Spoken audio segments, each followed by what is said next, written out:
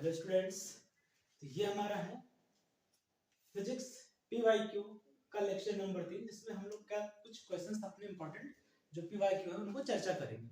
ठीक है ना। देखो पहला क्वेश्चन अपने पास क्या लिखा हुआ है, अच्छा क्वेश्चन है, शानदार जानदार जबरदस्त वाला।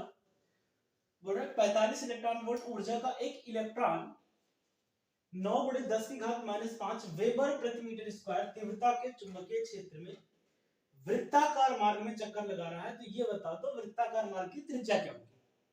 ठीक बात। तो देखते हैं हम लोग क्या अपने को दे रखा है, इलेक्ट्रॉन वृत्ताकार मार्ग में चक्कर लगा रहा है और उसकी ऊर्जा दे रखा है आपको। तो उसकी ऊर्जा दे रखा है, इसका मतलब आपको उसने क्या दिया है, काइनेटिक एनर्जी दिया। उसने क्या दिया आपको, काइनेटिक एनर्जी। और काइनेटिक एनर्जी हाफ mv² होता है और इसकी वैल्यू उसने आपको क्या दे रखी है, 45 इलेक्ट्रॉन वोल्ट। ठीक है ना। तो चलो देखते हैं, यहां से देखना v² बराबर आपको क्या मिलेगा, 2×45 इलेक्ट्रॉन वोल्ट की वैल्यू क्या होती है 1.6 × 10⁻⁻19 जूल। ठीक है ना। और यम इधर है मल्टीप्लाई में, इधर आकर के डिवाइड हो जाएगा। और मास ऑफ इलेक्ट्रॉन क्या होता है, यहाँ पे किसकी बात कर रहा है, इलेक्ट्रॉन के द्रव्यमान की। ठीक बात। तो इलेक्ट्रॉन का द्रव्यमान कितना होता है, तो आपको 9.1 × 10⁻31 kg। ठीक है ना। देखो this implies that v² equals आपको क्या मिलेगा, 45 दूना 90 गुणा 1.6 बटे 9.1, ये -31 ऊपर जाएगा प्लस का हो जाएगा, तो 10⁻−19 गुणे 10⁻+ का 31, दशमलव से दशमलव हटा दो, तो v² बराबर 90 गुणे 16 बटे 91। और यहां से आपको क्या मिलेगा, अप्रोक्सीमेटली 31 से 19 जाएगा, 11 से 9 का, तो यानी लगभग 10⁻12। ठीक है। तो अब अप्रोक्सीमेटली क्या मान लो, ये 91 है, ये 90 है, अप्रोक्सीमेटली 0.9 के आसपास आगे डिवाइड करने पे, तो हम अप्रोक्सीमेटली 1 मान के चलते हैं। ठीक है ना। तो हम मान लेते हैं कि v² बराबर 16 गुणे 10⁻12 है। तो v² बराबर या v बराबर हम कह सकते हैं 4 गुणे 10⁻6 अप्रोक्सीमेटली मान लो, अगर आपको एग्जैक्ट नहीं मानना है तो। ठीक है ना। अप्रोक्सीमेटली 3.99 के आसपास मिलेगी वैल्यू, तो हम 4 मान लेते हैं, कैलकुलेशन थोड़ा सा आसान हो जाएगा। ठीक है। तो हमें निकालने के लिए क्या बोल रहा है, ये v आ गया। अच्छा आगे हमको दिया क्या है, मैग्नेटिक फील्ड दे रखा है, तो b का मान भी हमें दे रखा है, कितना दिया है, तो आपको 9×10⁻⁵ वेबर प्रति मीटर स्क्वायर। अच्छा इलेक्ट्रॉन है, तो हमें निकालना है त्रिज्या, पूछ रहा है हमसे, कुछ समझ में आ रहा है कहां से निकलेगी। बट देखो अपने पास रिजल्ट क्या है, अगर आपको याद हो, ठीक है ना, तो ये अगर यार ये वृत्ताकार पथ पर गति कर रहा है, ठीक है ना, तो इस इलेक्ट्रॉन पे जो बल लग रहा होगा, ध्यान देना, इस इलेक्ट्रॉन पे जो बल लग रहा होगा, मानते हैं कि त्रिज्या क्या है, यहाँ पे त्रिज्या पथ की कितनी है, r है। ठीक है ना। एक बार देख लेना, क्लियर दिख रहा है सब कुछ, परफेक्ट है। देखो फिर, ठीक है, त्रिज्या अपन ने कितना मान लिया, अब ये इलेक्ट्रॉन है, तो इस इलेक्ट्रॉन पर भाई गतिमान अवस्था में है, तो विद्युत क्षेत्र पे इस पर कुछ ना कुछ बल लगाएगा। तो इस पे एक तो काम कर रहा है चुंबकीय बल, और दूसरा काम कर रहा है भाई वृत्तीय पथ पर है, तो कभी भी वृत्तीय गति तभी संभव है जब उस पर अभिकेंद्र बल काम करेगा। तो यानी कि यहां पे हम कह सकते हैं, यहां पर क्या हो रहा है कि जो अभिकेंद्र बल है ना, जो हमें अभिकेंद्र बल मिल रहा है वो बराबर किसके है भाई, चुंबकीय। अगर चुंबकीय क्षेत्र में कोई इलेक्ट्रॉन v वेग से गति करता है तो क्या होता है, q v b sin theta होता है ना। अब ये इलेक्ट्रॉन पथ पर है तो इसका वेग इधर है, ठीक है ना, तो ये कितना परपेंडिकुलर होगा 90 डिग्री, तो 90 तो sin 90 का मान तो 1 हो जाता है। और अभिकेंद्र बल का फार्मूला क्या होता है, mv²/r, क्या होता है mv²/r बराबर qvb। ठीक बात है वाले। तो एक v से v एक मर गया, ठीक है, क्या बचेगा r बराबर, r को उधर भेज दो और qb को इधर ले आओ, तो क्या मिलेगा mv/qb। तो r बराबर हमें r ही निकालना है, m कितना होता है, तो आपको 9.1 × 10⁻31 इंटू v की वैल्यू कितनी है 4 × 10⁻16, 4 × 10⁻6 है, 16 नहीं है 6 है।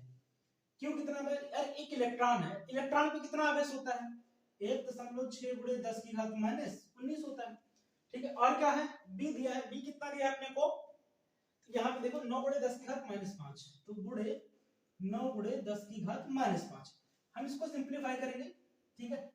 तो सिंप्लीफाई करने पर क्या मिलेगा, देखो ये डेसिमल से ये डेसिमल हट जाएगा, तो ये बचा 91 गुणे 4 बटे 16 गुणे 9 इंटू में देखो ये -19 और ये -5 कितना हो जाएगा, -24।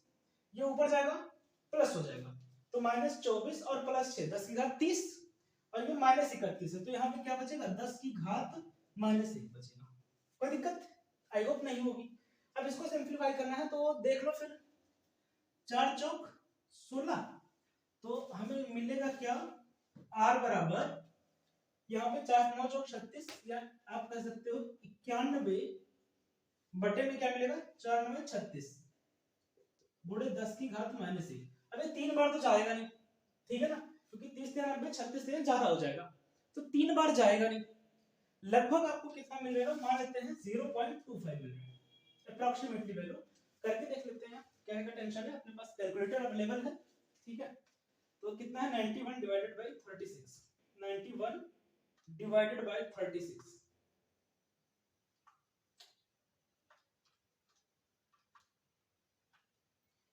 2.52 मिल रहा है। कितना मिला देख लेना यहाँ पे, ठीक है ना, दिख रहा है 91 डिवाइडेड बाय 36 2.52 मिल रहा है। कितना मिल रहा है 2.52, तो r बराबर 2.52 इंटू 10 की पावर -1, ये हम कह सकते हैं r बराबर 0.25 मीटर। तो ये हो सर्कुलर पथ की रेडियस है, ठीक है ना। क्वेश्चन अच्छा था, खूबसूरत सा क्वेश्चन है, ठीक है। अब इससे खूबसूरत क्वेश्चन कहाँ मिलेगा आपको, तो आप लोग इसका स्क्रीनशॉट लेंगे और मूव करते हैं अपन नेक्स्ट क्वेश्चन की तरफ। सो चलते हैं अपने नेक्स्ट क्वेश्चन की तरफ।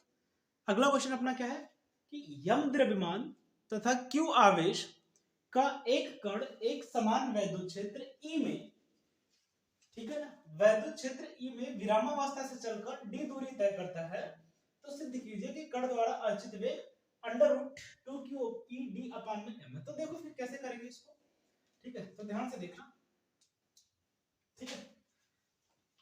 क्या क्या दिया हुआ है अपने को, पहले वो देख लो भाई। द्रव्यमान दे रखा है m, आवेश दे रखा है q, वैद्युत क्षेत्र दे रखा है E, ठीक है ना, कितनी दूरी से चलता है d। तो मान लो तो एक आवेश है, ठीक है ना, q आवेश, वो यहाँ पे u बराबर 0 से चलना शुरू किया, ठीक है, और यहाँ से चल करके यहाँ तक पहुंच गया। कितनी दूरी तय किया, d डिस्टेंस ट्रेवल कर लिया, ठीक है ना। अब यहाँ पे जब पहुंचा तो उसका जो वेग था वो u बराबर क्या हो गया, जो वेलोसिटी उसकी थी वो v है, ठीक है, मान लेते हैं। तो वही हमें v का मान निकालना है, तो हम यहाँ पे मान लेते हैं कि उसका वेग कितना है, v है, जो हमें पूछ रहा है भाई d दूरी पर चलने के बाद उस पर कितना बल लगेगा। तो अब देखो सर कितना वेग होगा वो पूछ रहा है हमसे।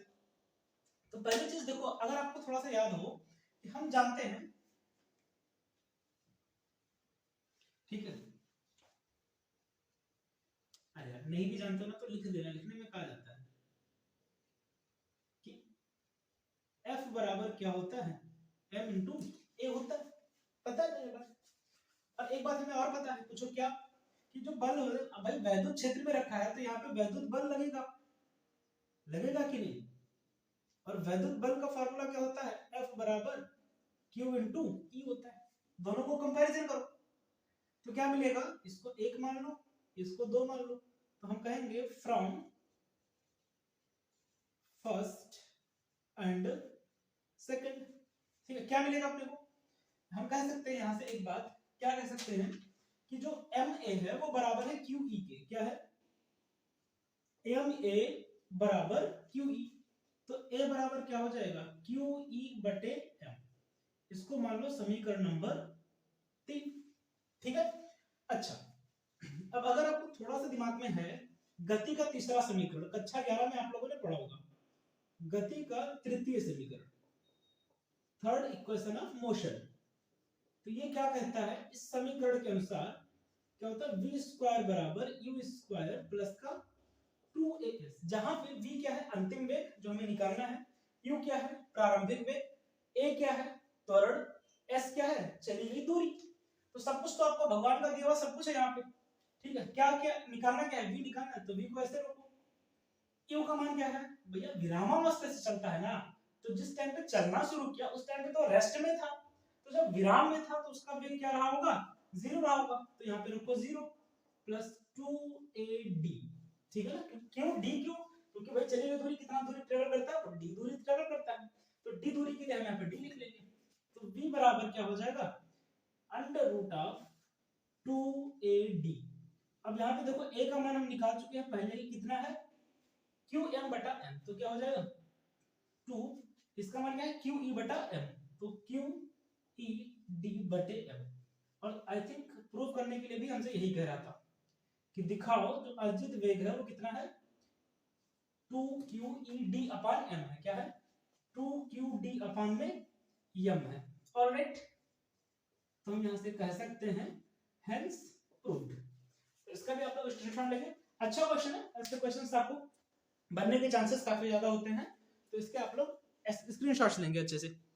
क्लियर दिख रहा है ना, एकदम बढ़िया।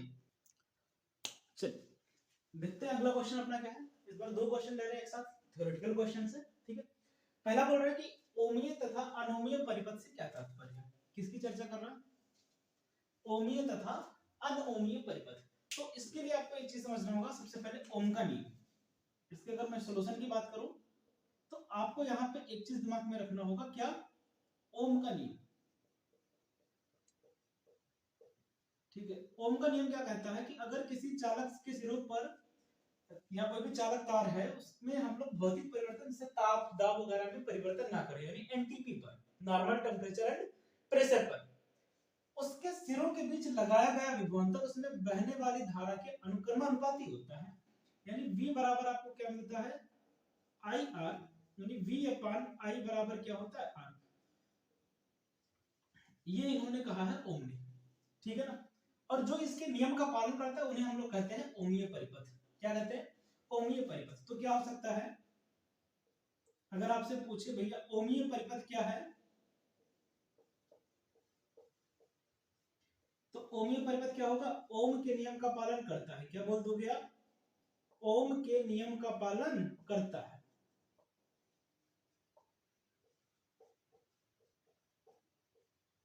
यानी जो ओम साहब ने बताया, ठीक है ना, कि भैया जिस रेशियो में आप विभव में परिवर्तन करोगे उसी रेशियो में धारा में परिवर्तन होगा। और इसका ग्राफ आप लोग दिमाग में जरूर रखेंगे। मान लेते हैं इधर आपने आई ले लिया, इधर आपने बी ले लिया है, तो जैसे जैसे आप बी को बढ़ाते जाओगे सेम उसी रेशियो में करंट का मान बढ़ता चला जाएगा, ठीक है ना।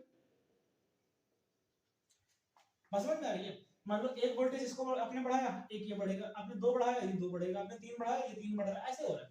मतलब जितना आप विभव को बढ़ाते जा रहे हैं उतना ही धारा का मान बदलता जा रहा है। दूसरा होता है अनोमीय परिपथ। तो नाम से स्पष्ट हो गया होगा कि भैया जो ओम के नियम का पालन ना करे, क्या कहेंगे, जो ओम के नियम का पालन ना करे। और इस परिपथ में जो प्रतिरोध होता है ना, आर का मतलब क्या है, रेजिस्टेंस है, क्या है, रेजिस्टेंस है, प्रतिरोध है। अब यहाँ पे जो प्रतिरोध होता है अनओमीय परिपथ में, किसमें, अनओमीय परिपथ में, इसका ग्राफ कुछ ऐसे मान लो है, ठीक है। मान लेते हैं यहाँ पे कुछ ऐसे जा रहा है, जो भी है ऐसे कुछ मान लेते हैं, ग्राफ बन रहा है। तो एक पॉइंट हमने यहाँ पर ले लिया और एक पॉइंट हमने यहाँ पर ले लिया, दो पॉइंट हमने ले लिया। अब आप दोनों पॉइंट पे देखो, फिर यहाँ पे v का मान कुछ और थोड़ा सा और अच्छे से बना लो इसको, ठीक है ना। ऐसे कुछ जा रहा है घूम टहल के अपना बढ़िया से।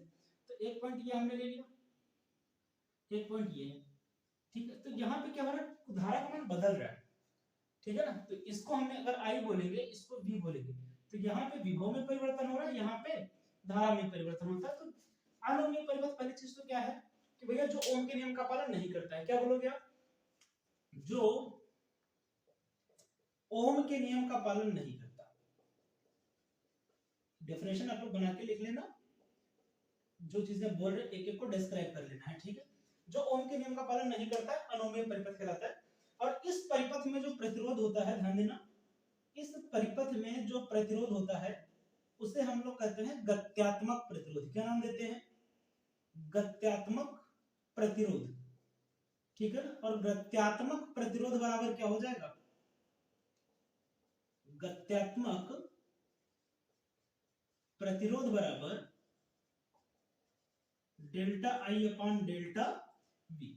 Delta B upon delta I क्या होगा, डेल्टा बी अपॉन में डेल्टा आई। तो यहाँ पे प्रतिरोध ओमियो परिपथ में प्रतिरोध क्या होता है, आर बराबर बी अपॉन आई, और यहाँ पे क्या होता है आर बराबर delta B upon delta I. तो ये ओम का नियम है, ठीक है। ओमियो परिपथ जो ओम के नियम का पालन करते हैं, अनोमियो परिपथ जो ओम के नियम का पालन नहीं करते हैं, ठीक है।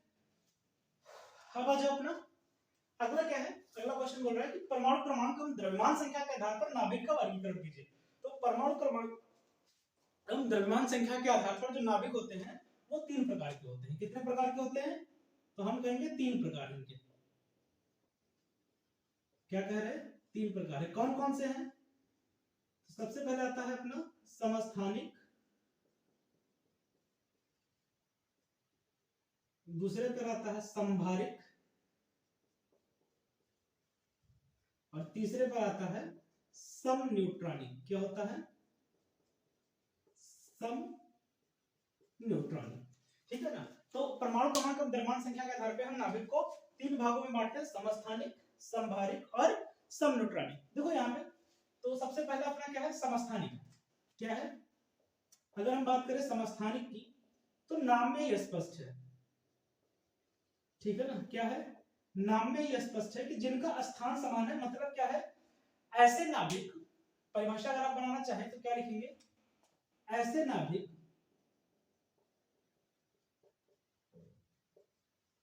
जिनका परमाणु क्रमांक, जिनका परमाणु क्रमांक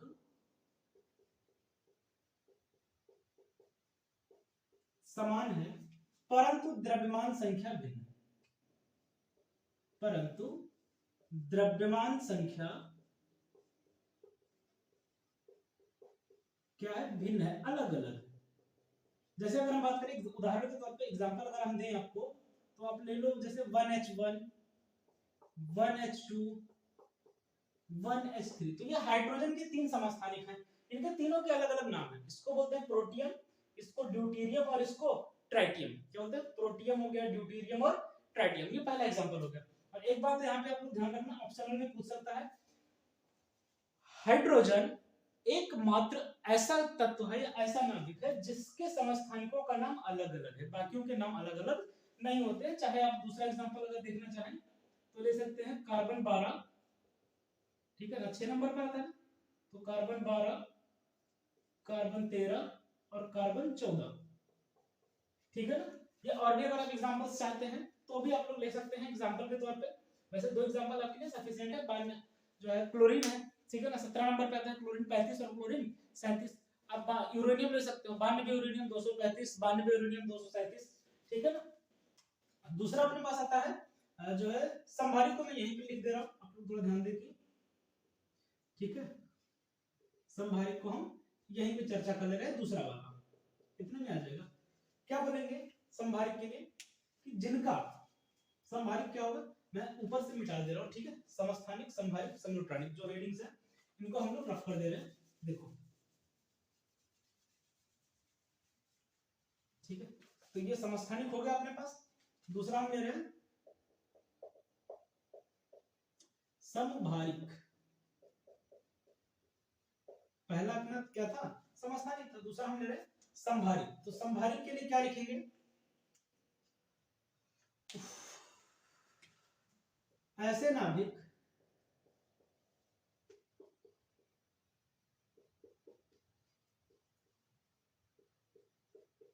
जिनका परमाणु क्रमांक भिन्न, क्या, परमाणु क्रमांक भिन्न व द्रव्यमान संख्या समान हो। क्या हो, द्रव्यमान संख्या समान हो। क्या कहलाते हैं, संभारिक कहलाते हैं। जैसे मैं बात करता हूं तो 18 अर्गन 40, परमाणु क्रमांक क्या है 18 है और द्रव्यमान संख्या है 40 है। ऐसे आप कैल्शियम के लिए भी ले लो, 20 कैल्शियम 40। तो आर्गन का परमाणु क्रमांक 18 और कैल्शियम का 20, लेकिन द्रव्यमान संख्या दोनों की 40 है, तो इनको हम क्या बोलेंगे, ये संभारिक है। और तीसरा अपने पास क्या है, समन्यूट्रॉनिक। क्या है, समन्यूट्रॉनिक। सब न्यूट्रॉनिक का मतलब क्या है? ऐसे नाभिक जिनमें न्यूट्रॉनों की संख्या बराबर है। क्या है? जिनमें न्यूट्रॉनों की संख्या बराबर है।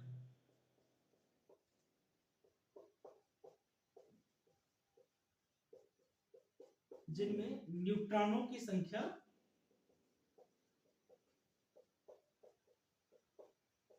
बराबर है। ठीक है, तो फॉर एग्जांपल के तौर पे अगर हम बात करें तो आपने क्या ले लिया, मान लो आपने हीलियम ले लिया, ठीक है ना। हीलियम क्या है? 2He4। तो यहाँ पे प्रोटॉनों की संख्या कितनी है? 2। ठीक है ना। न्यूट्रॉनों की संख्या भी कितनी है? 2। तभी 2 और 2 मिलकर के 4 हुआ है द्रव्यमान संख्या। ठीक है ना। प्रोटॉनों की संख्या भी 2 है और न्यूट्रॉनों की संख्या भी 2 है। अब इसके साथ ही साथ अब एग्जांपल ले लो 1s3। तो परमाणु क्रमांक 1 है, मतलब प्रोटॉनों की संख्या 1 है, और 1 में 2 जोड़ेंगे तो 3 से 1 का कितना बचा? 2। तो न्यूट्रॉनों की संख्या यहाँ पर कितनी है? 2 है। तो अब दोनों एग्जांपल में हमें क्या देखने को मिल रहा है कि प्रोटॉनों की संख्या तो अलग-अलग है, लेकिन न्यूट्रॉनों की संख्या यहाँ भी 2 है और यहाँ भी 2 है। तो ये क्या होंगे? सम न्यूट्रॉनिक होंगे। या मान लो और एग्जांपल देखना है आपको, तो आप ले लो 7n14, ठीक है ना, और जो है 6 कार्बन 13। क्या ले लो? 6 कार्बन 13। तो यहाँ पे देखो प्रोटॉनों की संख्या भी कितनी है? प्रोटॉन पॉजिटिव होते हैं 7। न्यूट्रॉनों की संख्या भी कितनी है?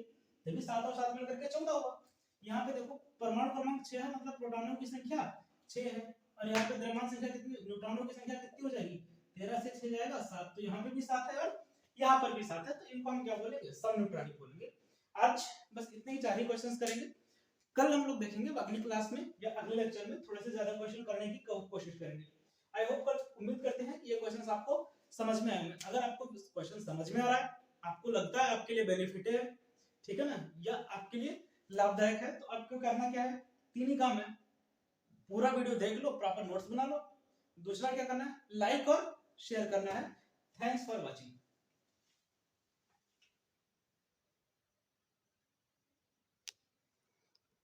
थोड़ा सा मैं सारी चीजें दिख रही क्लियर एकदम? ठीक है, तो आप लोग इनका स्क्रीनशॉट ले लेंगे अगर कोई दिक्कत हो रही है तो। ठीक है, एक बार के लिए आप लोग स्क्रीनशॉट लेंगे। So thanks for watching.